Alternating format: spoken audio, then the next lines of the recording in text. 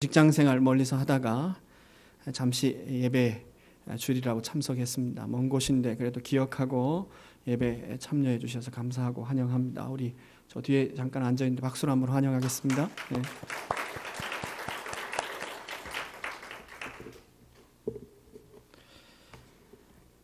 좌우에 계신 분들, 앞뒤에 계신 분들하고 한번 인사 나누고 말씀 사모하면서 기대하는 마음으로 한번 인사 나누고 말씀 나누겠습니다. 이렇게 한번 인사하겠습니다. 오늘은 좀 억양을 잘 살리셔야 됩니다. 잘 따라서 하시면 조금 어렵습니다. 내용은 쉬운데 억양이 좀 어렵습니다. 자꾸 그렇게 하시면 이렇게 조금 좀 단호하게 자꾸 그렇게 하시면 사랑하겠습니다. 이렇게 인사하겠습니다. 시작. 예.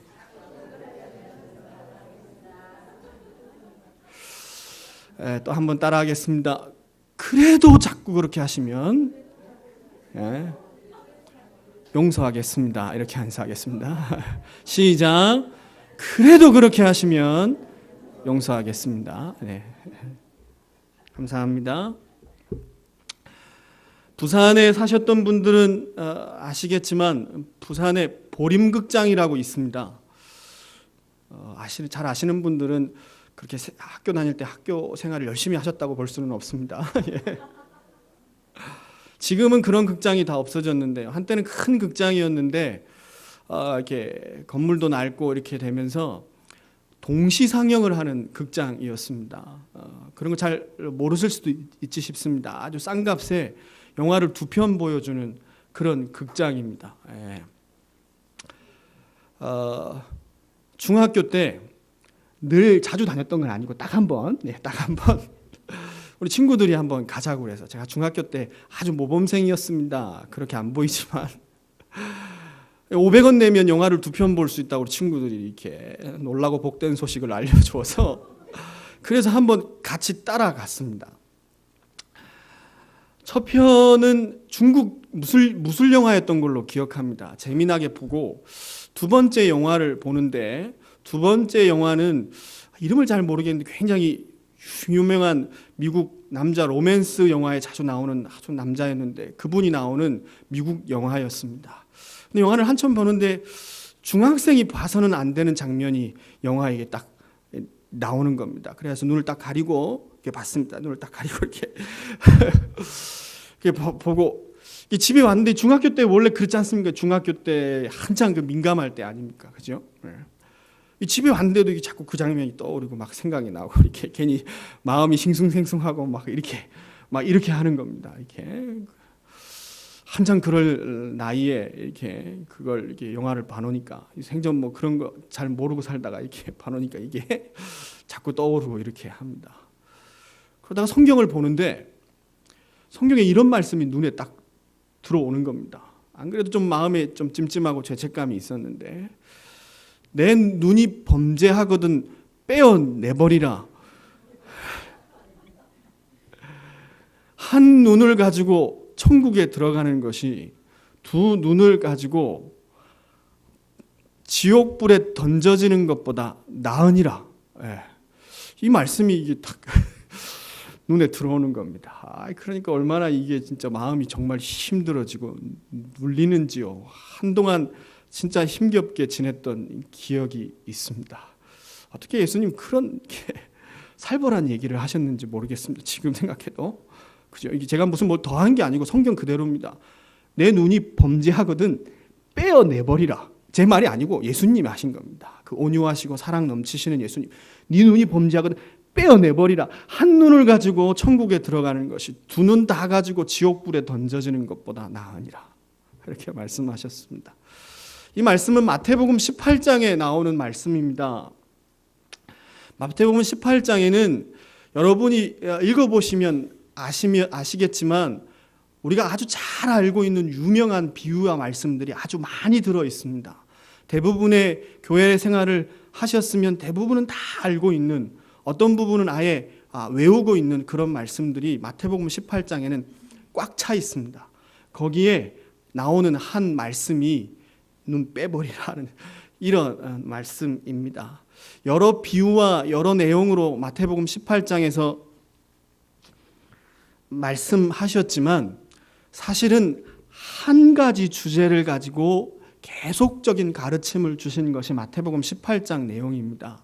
한 장소에서 한 강연, 한 강론을 하시면서 여러 가르침과 비유들로 딱 한 가지 주제를 가지고 계속 말씀하신 것이 마태복음 18장 내용인데요. 그 내용 중에 이 살벌한 말씀, 눈 빼버리라는 말씀이 거기 안에 들어 있습니다. 제자들이 예수님께 나아가서 마태복음 18장이 이렇게 시작됩니다. 제자들이 죄송합니다. 기왕 죄송한 김에 물도 한 잔 먹고 이렇게. 마태복음 18장에 예수님이 물을 잡수시고 이렇게 말씀을 하셨습니다. 제자들이 뭐라고 물었냐면 예수님 천국에서 누가 큽니까? 이렇게 예수님께 질문을 합니다. 원래 지네들끼리 누가 크냐 싸움하고 예수님이 유대 권력을 장악하면 그 옆자리에 앉겠다고 아웅다웅 하던 것들이 제자였습니다. 그래서 예수님 천국에서 누가 큽니까? 이게 제자들 관심이었습니다. 제자들이 예수님께 이렇게 질문하시자 예수님이 우리가 잘 알고 있는 한 행동을 하십니다. 무리 중에 어린아이 하나를 딱 부르십니다. 그리고 제자들 앞에 딱 세우시고 이렇게 말씀하십니다. 천국은 이렇게 어린아이 같아야 들어갈 수 있는 게 천국이다.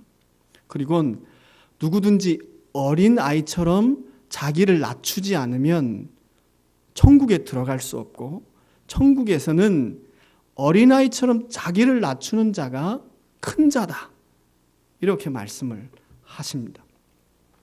그리고 나서는 곧바로 이어서 우리가 또 잘 알고 있는 말씀을 이렇게 이어 나가십니다. 너희 중에 누구든지 내 이름으로 이런 어린아이, 이렇게 작은 소자, 볼품없고 이런 사람을 영접하면 나를 영접하는 것이고, 많이 들어보신 얘기죠, 그죠? 반대로 너희 중에 누구든지 이렇게 작은 사람, 소자, 어린아이 같은 사람을 실족해 하면, 그러면 그 사람은 차라리 연자 맷돌을 목에 메고 바다에 빠뜨리우지는 것이 나을 것이다. 이렇게 말씀하셨습니다. 예수님 굉장히 겁나시는 분이십니다. 그죠? 예. 연자 맷돌을 목에 메고 이렇게 바다에 빠뜨리는, 제가 이게 말을 하려고 해도 이게 좀 그래서 이렇게 말을 못 하겠는데 어떻게 그런 말씀을 이렇게 하셨는지 모르겠습니다. 너희가 내 이름으로 이렇게 작은 사람 한 사람을 영접하면은 그건 곧 나를 영접하는 것이다. 그렇지만 반대로 어린아이처럼 작은 소자를 실족하게 하면 그 사람이 받을 형벌은 너무 엄히하기 때문에 차라리 연자 맷돌을 목에 메고 바다에 빠뜨리는 것이 나을 거다. 그렇게 말씀을 하셨습니다.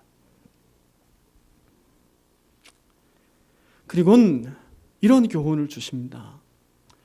실족하게 하는 일들이 세상에 있으므로 세상에 화가 있도다. 실족하게 하는 일들이 세상에 있으므로 세상에 화가 있도다. 그리고 이어져서 하신 말씀이 제가 앞서 말씀드렸던 그 내용입니다. 너희가 두 손을 가지고 범죄하거든 그 손을 잘라버려라. 장애인이 돼서 천국에 들어가는 것이 두 손 두 발 다 가지고 지옥불에 던져지는 것보다 나으니라 말씀하셨습니다. 두 손 두 발, 그것이 범죄하는 데 사용되거든 잘라버려라. 제가 그렇게 얘기한 게 아니고 예수님이 얘기하신 것입니다. 제가 좀 더 세게 하면은 충격을 받으실까 봐 아주 부드럽게 잘라버려라 이렇게 말씀하셨습니다. 잘라버려라. 장애인이 돼서 천국에 들어가는 것이 두 손 두 발 가지고 지옥불에 던져지는 것보다 낫다. 그리고 이어서 또 이렇게 말씀하십니다. 눈이 범죄케 하거든 빼내버려라. 한 눈을 가지고 천국에 들어가는 것이 두 눈 다 가지고 지옥불에 던져지는 것보다 낫다. 그 말씀을 하셨습니다. 이 말씀을 이어서 곧바로 하신 말씀이 있습니다. 이것도 우리가 잘 아는 말씀입니다. 잃은 양에 대한 이야기입니다. 너희 중에 양이 100마리 있는데 한 양이 길을 잃었으면 99마리 양을 놔두고 한 마리 찾으러 나가지 않겠냐? 그리고 한 마리 길 잃은 양을 찾으면 그 기쁨이 길 잃지 아니한 99마리 양보다 더 기쁘지 않겠느냐 말씀하십니다. 그리고는 하나님 뜻에 대해서 이렇게 말씀하십니다. 이 작은 자 중 하나라도 잃는 것은 아버지의 뜻이 아니니라. 이 작은 자 중에 하나라도 잃는 것은 아버지 뜻이 아니니라. 어떤 말씀을 하다가 눈 빼는 얘기가 나오는지 아시겠죠? 어떤 얘기를 하는 중에 손목 자르라는 얘기가 나오는지 아시겠죠? 개인적인 불경건 여기에 대해서 얘기하다가 이 교훈 주시는 게 아니에요. 천국에 누가 큽니까, 예수님? 어린아이처럼 자기를 낮추는 자가 천국에선 큰 자야. 너희가 내 이름으로 이 작은 보잘것없는 사람 한 사람 영접하면 그건 나를 영접하는 것이지만 작은 소자 하나를 실족해 하면 그 사람 받을 형벌은 너무 위중하여서 차라리 스스로 연자못대를 목에 메고 바다에 빠뜨려지는 것이 나을 거다. 너희가 형제를 실족하게 하는 일에 손과 발이 눈이 사용되면 잘라버리고 패내버려라. 장애인이 돼서 천국 들어가는 것이 두 손 두 발 다 가지고 두 눈 가지고 지옥불에 던져지는 것보다 낫다. 너희 중에 양을 키우는데 양 하나를 잃어버리면 99마리 다 놔두고 찾으러 가지 않냐? 안 그러냐? 그리고 한 마리 찾으면 나머지 99마리 그것 다 놔두고 한 마리 찾은 것 때문에 기뻐하지 않냐? 내 하나님 아버지 마음과 뜻이 그거야. 잃어버린 한 영혼 찾는 거. 작은 소자라도 하나 잃어버리지 않는 거. 그게 아버지 뜻이야.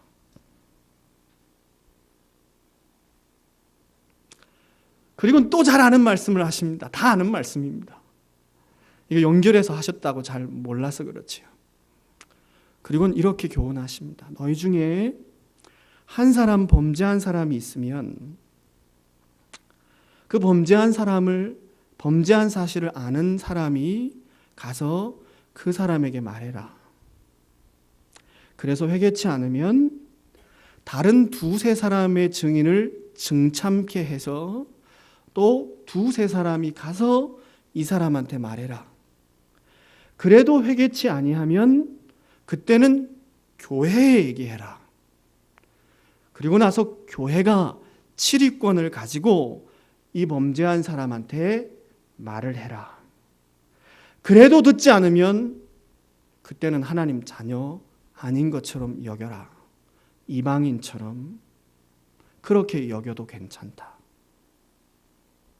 그리고는 또 이어지는 말씀이 이겁니다. 붙어서 하는 얘기입니다. 붙어서. 오늘 얘기를 붙어서 듣는 게 중요합니다. 어려운 얘기가 아니고 붙어서 하는 얘기입니다. 두세 사람이 내 이름으로 모인 곳에 내가 그들 중에 함께 있겠다. 말씀하십니다. 그러면 이 두세 사람은 누굴까요? 두세 사람은? 예? 너희 중에 한 사람이 범죄하면 한 사람이 가서 그걸 아는 사람이 가서 이야기를 해라. 회개치 않으면 두세 사람이 가서 한 번 더 얘기를 해라. 그래도 듣지 않으면 교회에 말을 해라. 교회가 말을 했는데도 듣지 않으면 회개치 않으면 이방인처럼 여겨라. 그리고는 이렇게 말씀하십니다. 두세 사람이 내 이름으로 모인 곳에 내가 그들 중에 함께 하겠다. 두세 사람이 내 이름으로 기도하면 내가 들어줄 거다. 두세 사람이 내 이름으로 기도하며 땅에서 매면 하늘에서도 매이고 땅에서 풀면 하늘에서도 풀릴 거다. 그럼 이 두세 사람이 기도하러 모인 두세 사람은 누굴까요? 예? 증참했던 사람들, 범죄한 사실을 봐서 권면하러 갔던 두세 사람입니다. 교회한테 말했습니다. 듣지 않았습니다. 그리고 이방인처럼 여기라는데, 그리고 나서는 말이 끝나지 않습니다. 예수님이 이렇게 말씀하십니다. 두세 사람이 모여서 기도하면 내가 들어줄 거야. 한 영혼도 잃어버리지 않는 게 내 아버지 뜻이야. 아무리 작은 영혼이라도 잃어버리지 않는 게 내 아버지 뜻이야. 너희가 내 아버지 뜻 알고 두세 사람이 모여서 그 사람 위해서 간절히 기도하면 내가 들어준다. 그렇게 이어지는 이야기입니다. 아시겠죠? 그리고는 또 이렇게 이야기가 이어집니다. 말귀를 못 알아듣는 건 우리나 베드로나 마찬가지입니다. 그래서 소망이 있습니다. 이렇게 얘기하는데도 이 말을 못 알아듣습니다. 그래서 베드로가 예수님께 이렇게 질문을 합니다. 예수님, 7번쯤 용서하면 될까요? 이 얘기가 거기서 이렇게 이어지는 겁니다. 그러니까 예수님이 이렇게 말씀하십니다. 7번씩 70번이라도 해라. 또 계산 빠르게 490번이구나 이렇게 하시면 안 되고요. 무슨 얘기입니까? 끝까지 용서하라는 얘기입니다.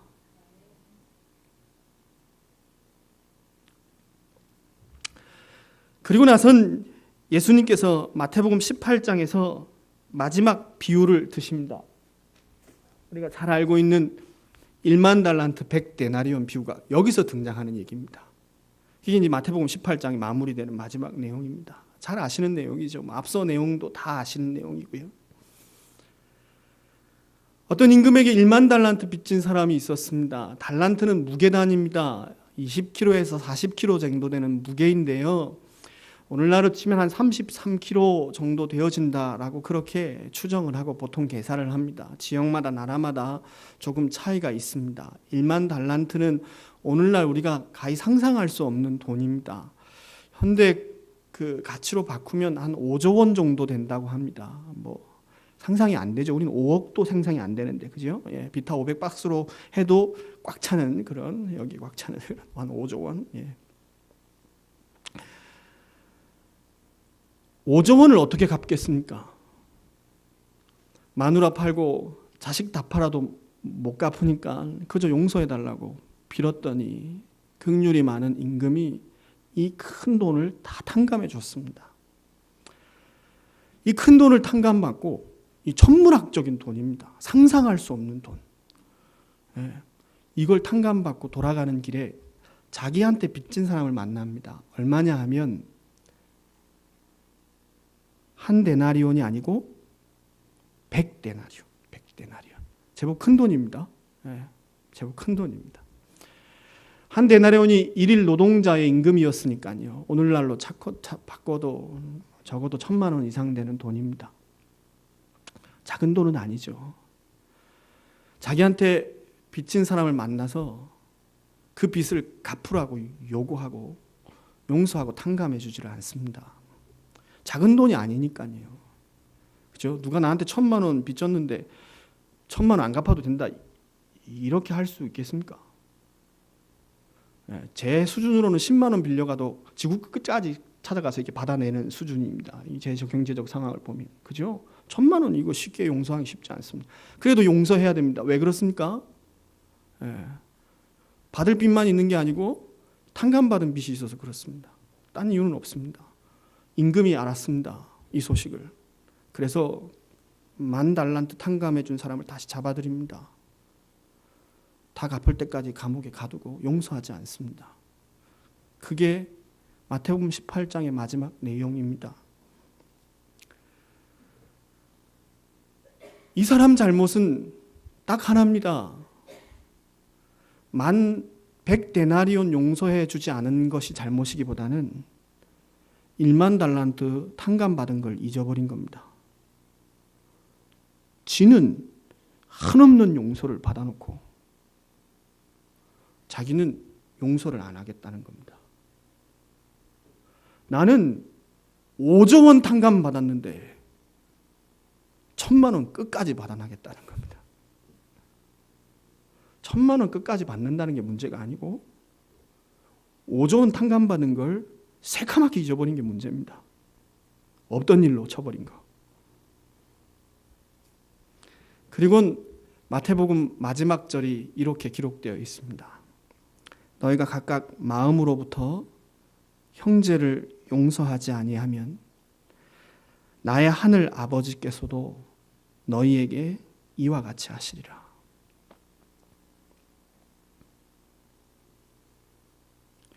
너희가 각각 마음으로 형제를 용서하지 아니하면 나의 하늘 아버지께서도 너희에게 이와 같이 하시리라. 세게 읽으면 뒤로 넘어지실까 봐 아주 부드럽게 읽었습니다. 그렇지만 굉장히 엄미하신 말씀입니다. 너희가 각각 마음으로 형제를 용서하지 아니하면 하늘 아버지께서도 너희에게 그와 같이 하시리라.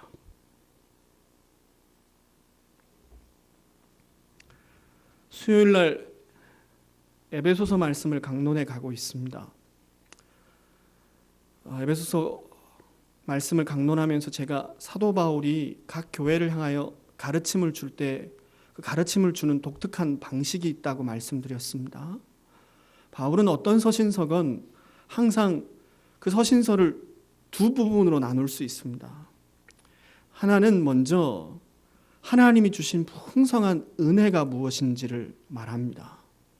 그리고 그 다음 이어서 어떻게 살아야 되는지에 대한 구체적인 가르침을 줍니다. 이게 모든 서신서의 구조입니다.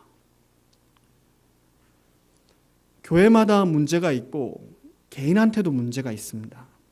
근데 사도 바울은 그 문제를 다루기 위해서 편지를 적으면서도 이건 잘못했으니까 고쳐라, 이건 바르니까 이것 행해라, 이렇게 바로 말한 적이 한 번도 없습니다. 바울은 항상 먼저 무슨 얘기를 하냐면 받은 은혜가 얼마나 놀라운지에 대해서 얘기합니다. 너희가 얼마나 많은 사랑을 받았는 줄 아냐? 너희가 얼마나 한없는 용서를 받았는 줄 아니? 하나님이 그리스도 안에서 너희가 얼마나 지극히 크신 은혜를 주셨는 줄 아니? 근데 너희 살아가는 삶을 한번 봐라. 받은 은혜와 신분에 안 맞아. 너희 신분은 왕자고 공주인데 삶은 거지처럼 살면 안 되지. 너희가 받은 은혜와 신분은 왕자야, 왕자. 그렇게 되자는 게 아니고 이미 왕자가 되었다고, 공주가 되었다고, 하나님 백성 되었다고, 천국 자녀 되었다고. 그러니까 하나님 백성답게 살아라. 이게 바울이 가르치는 교훈의 방식입니다. 그래서 사도 바울의 설교는 윤리적이고 도덕적인 설교가 아닙니다. 항상 언약적입니다. 설교가 언약적인 설교야 한다는 말은 어떤 말이냐 하면, 설교가 윤리적이고 도덕적이어서는 안 된다라는 말은 어떤 말이냐면, 이것 하십시오, 저것 하지 마십시오, 이렇게 말한다고 해서 그게 윤리적 설교가 아닙니다. 그리고 이렇게 말 안 한다고 그게 언약적 설교다라고 부를 수 없습니다. 이렇게 행하십시오, 저렇게는 하지 마십시오 말해야 합니다. 근데 기초가 있어야 합니다. 기초가 어디에 기초를 두냐는 겁니다. 사람을 감동시키고 양심에 호소하고 분위기를 적절히 만들어서, 그래서 이렇게 하십시오, 저렇게 하지 마십시오, 이건 윤리적인 설교입니다. 성경의 가르침이 아닙니다. 그렇지만 결론적으로 같은 가르침을 주더라도 언약 안에 기초하고 하나님 약속 안에 기초하면 이야기가 틀려집니다. 하나님이 우리한테 이런 은혜를 주셨습니다.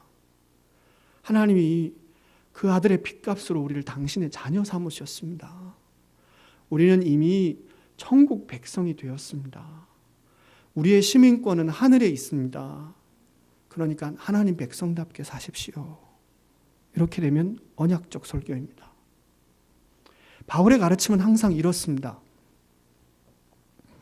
그런데 이 바울의 가르치는 방법은 예수님께로부터 배운 것입니다.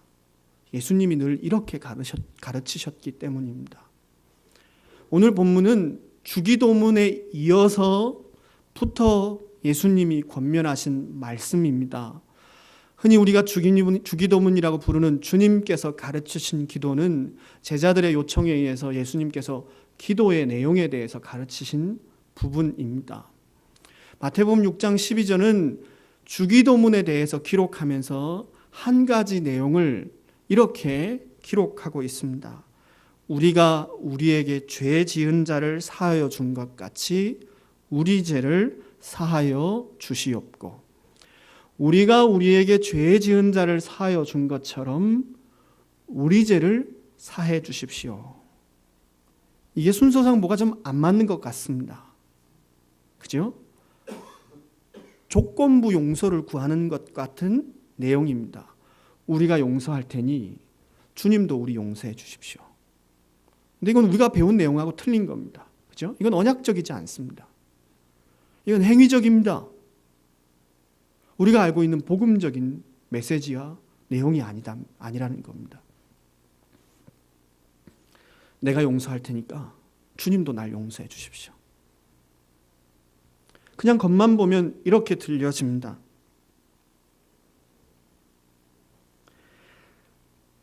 그렇지만 예수님께서 이렇게 기도의 내용을 가르쳐 주셨을 일은 없습니다. 이 내용은 이런 뜻입니다.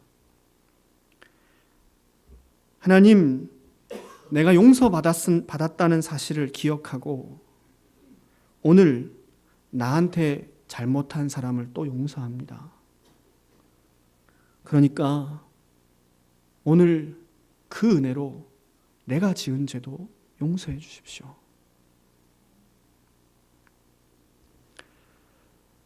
주님 앞에 조건을 거는 게 아닙니다. 내가 용서할 테니까 나도 용서해 주십시오. 이게 아닙니다. 여전히 은혜에 기초한 기도의 제목입니다. 하나님께서 주신 한없는 용서와 사랑, 그 약속을 붙들고 이렇게 기도하는 것입니다. 하나님, 내가 한없는 은혜를 받았다는 것, 한량없는 용서를 받았다는 사실을 알고 있습니다. 그래서 오늘 나에게 범죄한 사람을, 빚진 자를 용서합니다. 제가 오늘 용서하는 이 행위를 통해 내가 사죄의 은총을 믿고 있다는 신앙의 고백을 올려드립니다.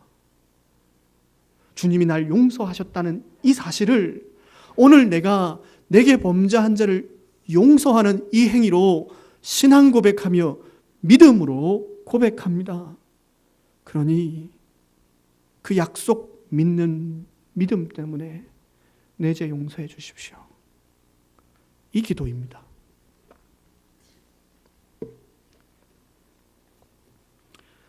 이렇게 주기도문을 가르치시는 일을 마치시고 난 다음에 예수님은 다른 가르치심을 주기 전에 주기도문 중에서 오해할 만한 내용이 있어서 또 강조하고 싶은 게 있어서 한 번 더 주기도문으로 가르치신 내용 중에 한 내용과 부분을 반복하십니다.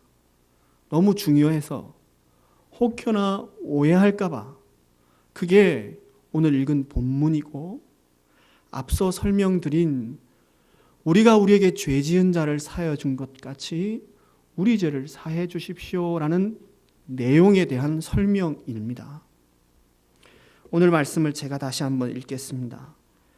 너희가 사람의 잘못을 용서하면 너희 하늘 아버지께서도 너희 잘못을 용서하시려니와 너희가 사람의 잘못을 용서하지 아니하면 너희 아버지께서도 너희 잘못을 용서하지 아니하시리라. 앞서 말씀드린 것처럼 혹시 뒤로 넘어지실까 봐 제가 살살 읽었습니다. 너무 엄미하신 말씀입니다. 너무 두려운 말씀입니다. 너희가 사람의 잘못을 용서하면 하늘 아버지께서도 너희를 용서하시겠지만 너희가 사람의 잘못을 용서하지 않으면 하늘 아버지도 용서하지 아니하시리라.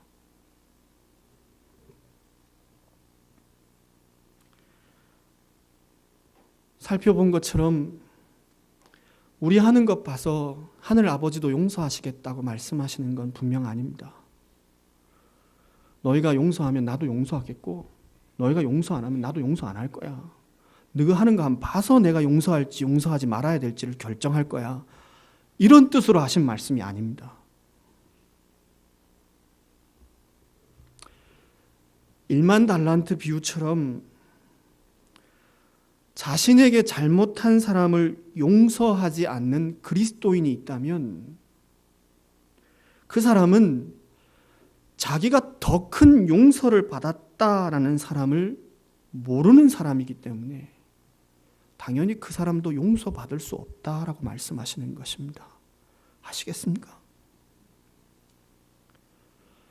1만 달란트 비유처럼 내가 상상할 수 없는 큰 탕감을 받고 나서 너무 큰 용서를 받고 나서 그 은혜 안에 있으면서도 만약 너희 중에 다른 사람을 용서하지 못하는 사람이 있다면, 용서하지 않는 그리스도인이 있다면 그 사람은 용서받았다는 사실을 모르는 사람이야. 사죄의 은혜를 모르는 사람이야. 그러니까 용서받지 못하는 건 당연한 거야. 십자가 은혜, 당신의 아들을 십자가에 죽게 만드셔서 온몸에 저주를 받게 만드셔서 날 용서하셨다라는 사실을 경험한 사람이 다른 사람을 용서할 수 없다면 그 사람은 십자가 은혜를 모르는 사람이야. 십자가 은혜를 모르는 죄인이 용서받을 구원의 방법이 세상에 어디에 있냐?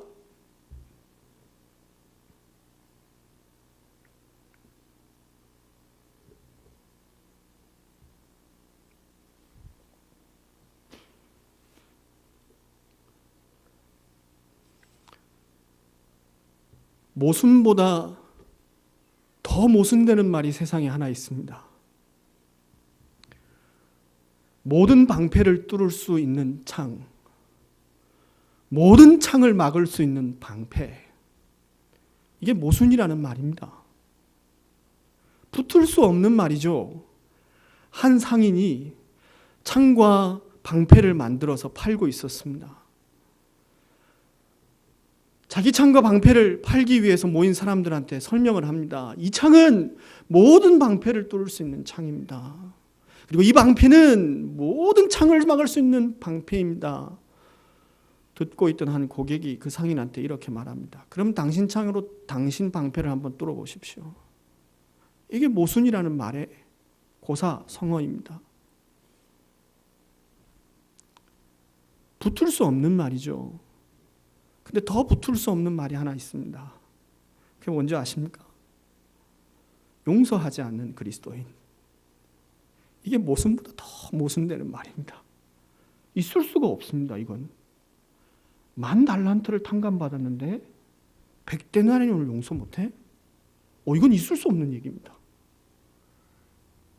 한없는 용서를 받았는데 나는 한두 번 용서 못해? 이건 있을 수 없는 일입니다. 그리스도인에게는 이건 있을 수 없는 일입니다.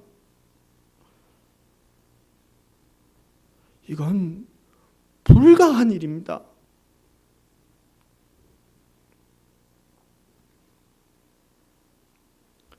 요한복음 13장 35절에 예수님이 이렇게 말씀하셨습니다. 너희가 서로 사랑하면 세상이 이로써 모든 사람이 너희가 내 제자인 줄 알리라. 너희가 서로 사랑하면 딴 거 아니고 요것 보고 모든 사람 세상 사람들이 너희가 예수님 제자, 교회, 하나님 나라인 줄 알리라.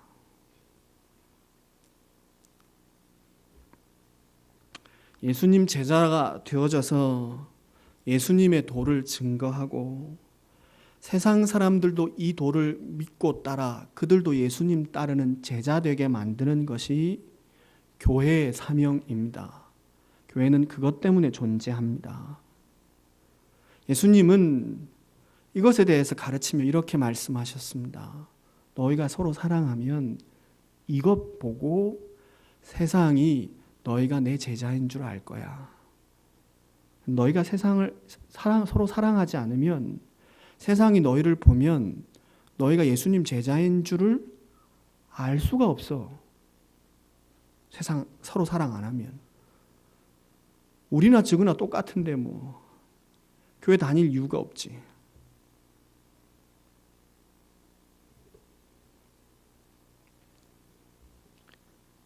교회가 교회로서의 사명을 감당해서 세상에 그리스도의 도를 증거하고 세상 사람들을 구원하여 예수님 제자로 만드는 이 일, 이걸 어떻게 불러도 상관없겠습니다. 전도라 부르셔도 괜찮고 부흥이라 부르셔도 괜찮겠습니다.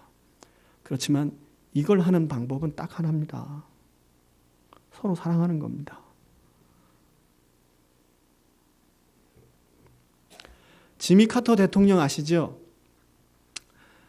뭐 대통령의 업무를 어떻게 했는지는 잘 모릅니다만 대통령직을 은퇴하고 나서 여러 가지 귀한 일들을 많이 해서 지금도 이렇게 많은 사람들로부터 존경받고 사랑받는 대통령입니다. 국제 간의 어려운 문제를 여러 건 해결했습니다. 우리나라의 이 분단의 위험 가운데 심각한 안보적인 위험이 있을 때도 지미 카터 대통령이 북한에 가서 그 문제를 해결했다는 사실을 우리는 잘 알고 있습니다. 여러 정치나 국제사회 문제에 있어서 혁혁한 공헌도 세웠지만 개인적으로도 가정에서 부부 금실이 아주 좋기로 유명한 대통령입니다. 그래서 한 모임에 지미 카터 대통령 부부가 참석했을 때에 한 사람이 지미 카터 대통령한테, 두 부부한테 이렇게 물었답니다. 어떻게 하면 그렇게 금실이 좋게 그렇게 살아갈 수 있습니까? 어떻게 하면 그 부부관계가 그렇게 돈독하십니까? 이렇게 질문을 한 겁니다. 그러니까 지미 카터 대통령이 이렇게 대답을 했습니다. 30%는 사랑하는 겁니다. 그리고 나머지 70%는 용서하는 겁니다. 이렇게 대답했답니다. 남들이 보기에는 늘 싸우지도 않고 행복해 보이고 싸울 일도 없는 것처럼 보이지만 지미 카터 대통령도 열에 7번은 용서해야 하는 겁니다. 함께 살면 사랑 주고 사랑받을 일보다 상처 주고 상처받을 일이 더 많습니다. 이게 우리 살아가는 삶입니다. 삶아떼고 사는 부부관계에 있어서도 용서할 일이 더 많은 겁니다.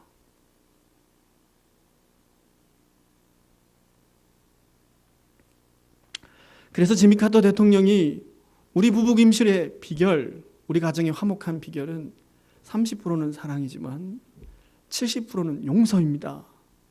이렇게 지혜로운 대답을 했습니다. 이 말을 하자 지미 카터 대통령 옆에서 이 얘기를 듣고 있던 그 영부인이 로잘린 스미스 카터가 지미 카터 대통령이 이 말을 하자마자 곧바로 그 말을 받아서 이렇게 놀라면서 얘기합니다. 아니요! 그래서 하는 말이 10% 사랑이고 90% 용서입니다. 이렇게 대답을 했답니다.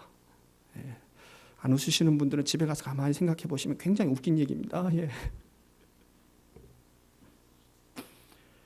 용서하며 살아가는 것이 인생입니다.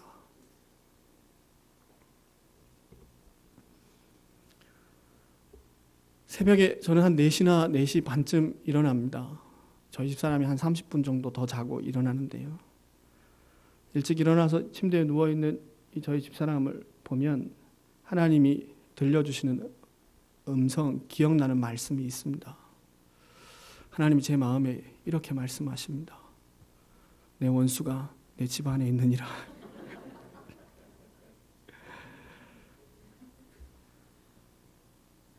늘 행복한 가정은 없습니다. 한없이 용서해야 그 공동체는 비로소 하나됨을 유지할 수 있습니다. 공동체가 하나됨을 지켜낼 수 있는 방법은 용서하는 것밖에 없습니다. 우리가 우리를 알지 않습니까? 우리가 하나님 앞에 우리가 어떤 자인지 우리가 알지 않습니까? 얼마나 자주 범죄하는지, 얼마나 자주 상처를 주고 죄를 행하는지 알지 않습니까? 그래도 끊임없이 용서하시는 분이시라면 하나됨을 유지하기 위해서는 끊임없이 용서하는 방법밖에는 없는 것입니다. 마지막 한 가지 얘기만 드리고 설교를 마무리하겠습니다.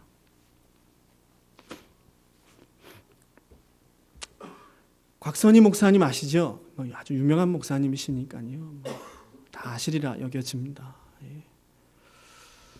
이 곽선희 목사님이 좀 젊으실 때에 한경직 목사님한테 질문을 드렸답니다. 한경직 목사님은 더 유명하신 분이시지 않습니까? 한국 교회의 산증리다 이렇게 해도 과언이 아닌 분이 한경직 목사님이십니다.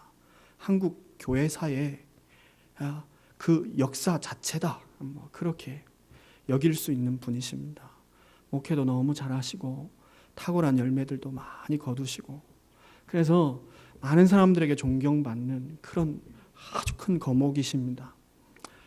이렇게 목회도 잘하시고 교회도 부흥시키시고 이랬던 한경직 목사님이 늙음악하게 그래서 은퇴해서 알고 앉아 계시니까 곽선희 목사님이 어떻게 하면 목회를 잘하고 교회를 부흥시킬 수 있는지 궁금해서 한경직 목사님한테 이렇게 질문을 했답니다. 목사님, 어떻게 하면 목사님처럼 그렇게 교회를 부흥시킬 수 있습니까?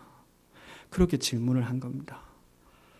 곽선희 목사님이 그걸 듣고 자기의 목회 철학으로 또 교회를 섬기는 좌우명으로 삼고 그렇게 사역도 하고 교회도 섬기고 싶어서 그래서 목사님께 질문을 한 겁니다. 목사님, 어떻게 하면 목사님처럼 교회를 부흥시킬 수 있습니까?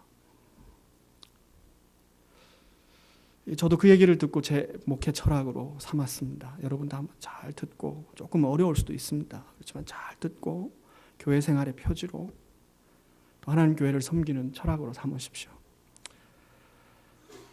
곽선희 목사님이 이렇게 질문하니까 한경직 목사님이 이렇게 쳐다보시고 한마디 딱 하셨답니다. 안 싸우면 된다. 답니다. 안 싸우면 된다. 기도하겠습니다.